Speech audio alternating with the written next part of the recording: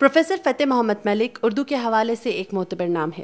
اعلیٰ پائے کے محقق اور نقاد ہونے کے ساتھ ساتھ وہ مقتدرہ قومی زبان کے صدر نشین بھی ہیں۔ اردو کے حوالے سے سند کا درجہ رکھنے والے پروفیسر فتح محمد ملک اردو زبان اور اس کی ترویج کے حوالے سے زیادہ پر امید دکھائی نہیں دیتے۔ اردو زبان کا مستقبل پاکستان کے عوام سے وابستہ ہے۔ یہ عوام کی زبان ہے اور اس کا مستقبل ملک میں جمہوری عمل اور جمہوری حکومت کے تسلسل میں پنہاں ہے۔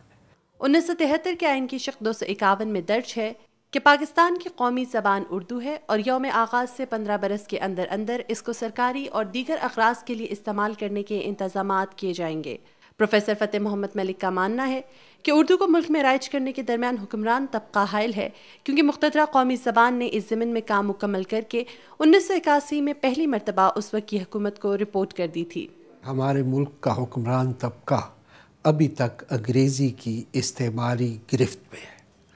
ہمارا حکمران طبقہ انتہائی غیر تخلیقی ذہن کا حامل ہے، اس لیے ہماری اب تک کوئی معقول لسانی پالیسی وضع نہیں کی جا سکی۔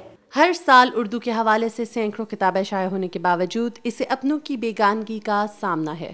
غالب سے لے کر دور حاضر تک اردو زبان کو بہت سے بلند پایہ ادیب اور شاعر نصیب ہوئے جو اس زبان کی فصاحت و بلاغت کو ثابت کرتے ہیں۔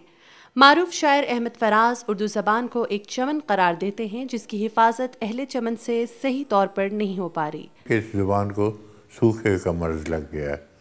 اب جب تک اس کو آپ پانی، غذا، جو بھی کھاد واد یہ نہیں ڈالیں گے تو پھول نہیں نکلیں گے، اور یہ ٹنڈ منڈ کر کے درخت مونگ کے کئی زبانیں اس طرح اٹھی اور مر جاتی ہیں۔ ہمارا لٹریچر زندہ رہے گا لیکن زبان زندہ نہیں رہ سکتی۔ اردو زبان سے اپنوں کی بے حسی بلا شبہ تشویشناک امر ہے جس پر پروفیسر فتح محمد ملک جیسے لوگ فکر مند دکھائی دیتے ہیں۔ اقبال نے کہا تھا، گیسوئے اردو ابھی منت پذیر شانہ ہے۔ سال 2008 کے عالمی زبان کے دن کے لیے جو عنوان تجویز کیا گیا ہے وہ ہے لینگویج میٹرز۔ یہ عنوان اور یہ دن اردو زبان کی طرف نہ صرف ہماری اجتماعی بے حسی کی جانب اشارہ کرتا ہے بلکہ دوسری جانب اس میراث کی حفاظت کرنے کی تلقین بھی۔ مدیحہ انور، ایکسپریس نیوز، اسلام آباد۔